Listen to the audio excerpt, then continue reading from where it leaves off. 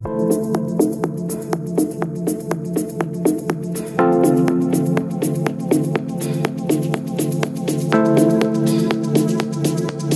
everyone, welcome to another episode of CoinNewsExtra interview session. So today we'll be talking about insight on cyber security, and we have an expert who has a wealth of knowledge in this space.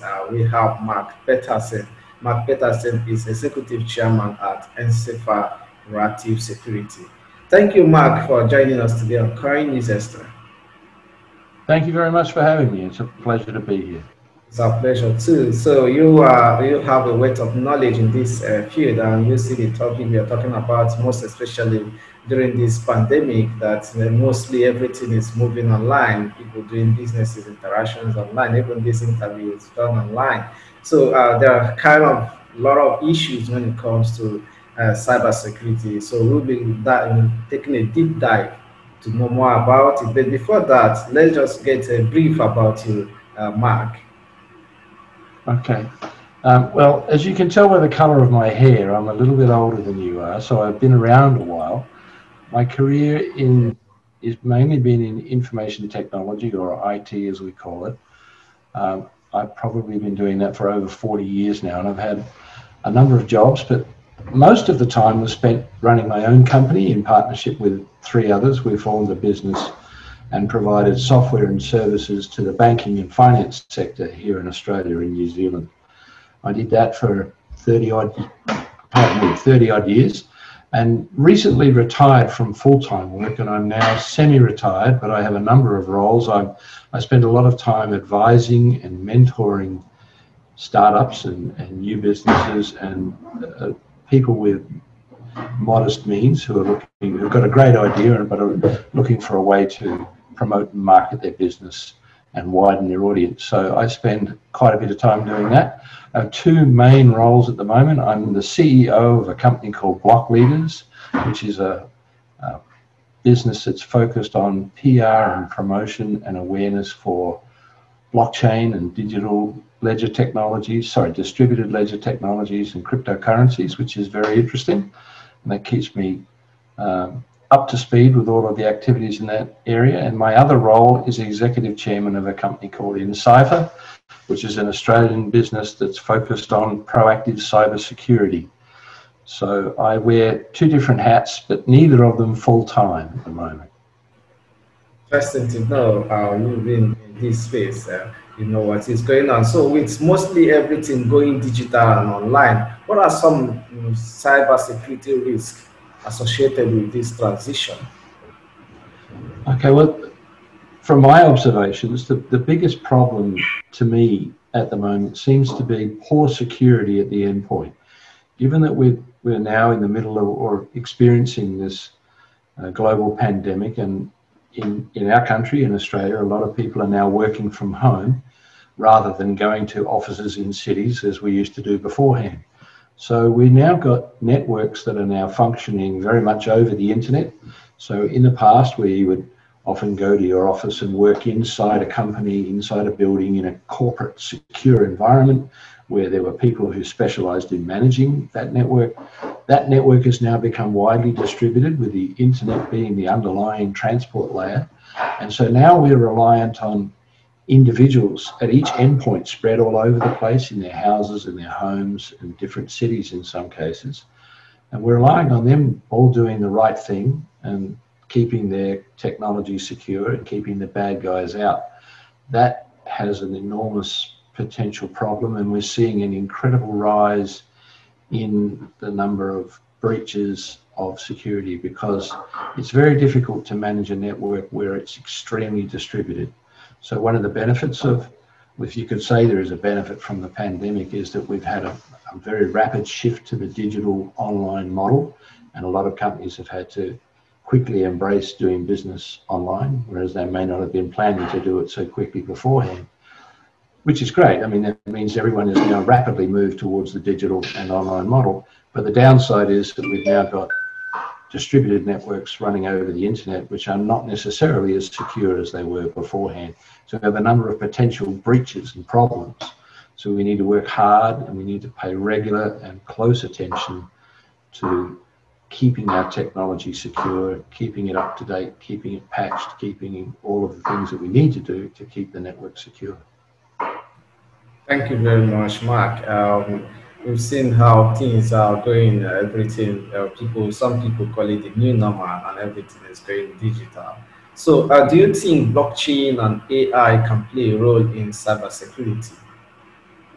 It's an interesting question. When I first got involved in blockchain and distributed ledger technology, I spent most of my time explaining to people that it wasn't for them. Because like a lot of new things, when they come into the market, everyone thinks, wow, this is really great. I've got to have this. This must be the answer to my problem. Blockchain or distributed ledger technology is a fantastic piece of technology, and it's incredibly secure, but it's not for everybody. It's not a magical panacea that's going to solve all the problems of the world. It's ideal for certain situations and certain circumstances and solutions, but in many instances, traditional databases that we've been using for a long, long time now are better suited to certain solutions.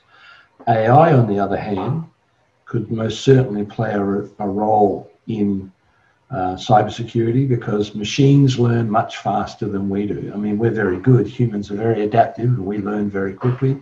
And we also have a wide attention span. We can take a lot of information in. But machines are much faster at processing information and learning, and provided the algorithms are appropriate, they can learn a lot quicker, and therefore would be very useful at determining potential breaches or bad actors trying to get into the network or access certain things that they shouldn't be allowed to. Interesting. You said that when you were starting that you are wearing two hats and none of them are full time. So one of the hats you are wearing is associated with handling cybersecurity risk. How does it achieve its goal? Okay. Encipher is one of the things that we noticed with this change to the rapid adoption of the digital model, which is part of the I guess the flow-on effect of the pandemic, is that all of a sudden we had networks that weren't anywhere near as secure as they were. And one of the problems that we have with network security these days is people will do security testing, they'll do penetration testing, and they'll make sure that their website is secure and their Wi-Fi access is secure with appropriate passwords and all these other things that are necessary.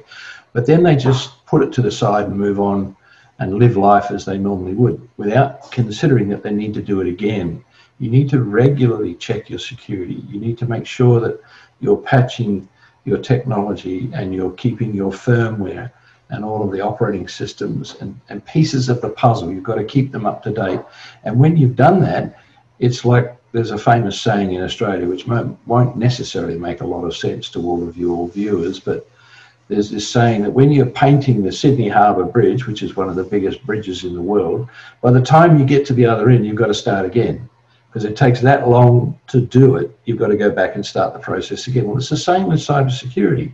By the time you get to the end of your cybersecurity testing process and evaluated everything that needs to be evaluated, you've probably got to go back and get started and do it all again, because things have changed in that period of time. There's new viruses, new worms, new Trojans, new backdoors, new phishing processes, new ways of trying to solicit information out of people, new people stealing people's identification, and so on and so forth. So what Encipher does is it focuses on delivering services to small to medium enterprises, small to medium-sized businesses who really can't afford to have dedicated staff doing that. And we do it on what's called a subscription basis. So you pay by the month for this, just like you would if you were using Microsoft 365, which used to be called Office 365 up until a couple of months ago. So when you get Microsoft 365, you pay on a subscription basis. So you pay every month or annually, and you just keep paying to use the software over a period of time. Well, Encipher is delivering the same sorts of cybersecurity services, a range of cybersecurity services on a subscription basis. So you just pay a monthly fee, and we'll come and do a cybersecurity audit as often as you like. If you want it done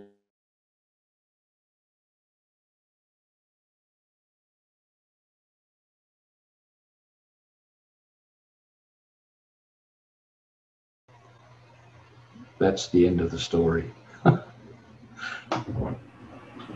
Hello? Are you still there? I lost you for about 10 seconds, and your video is freezed. You might be coming back. I'm not. Okay, okay, okay. There we So, go.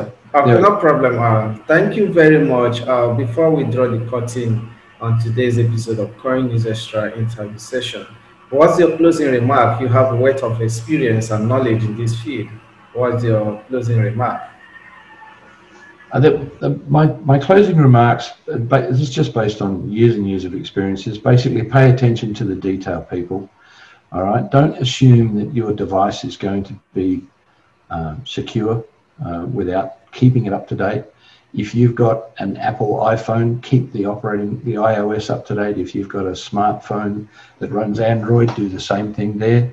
Make sure you get some antivirus software and some pieces of technology that are designed to help protect you against the bad actors. So keep your technology up to date, and then keep it up to date, and then so you've got to keep keeping it up to date. It's not just a one-time thing. You have to do it regularly. Back up your technology. So back up your phone. You've got a lot of information on your phone and on your tablet and also on your PC that you've accumulated over many months, years in some cases. You need to make sure you back it up so that because none of this stuff lasts forever. Even the best SSD drive in the world, which is incredibly fast, will eventually wear out, and it'll probably fail on you at the most inconvenient time. So my advice to everyone is to back up your technology and pay attention to the detail. And my last piece of advice, if you're unsure about an email or a text message or a social media post or anything that someone sends you, if it doesn't seem right, delete it. If it's really important, they'll reach out to you again. Thank you very much, Mark Peterson, for joining us today on Coin News Extra interview. Thanks very much. It's been a pleasure. You guys all take care. Stay safe, everybody. Thank you.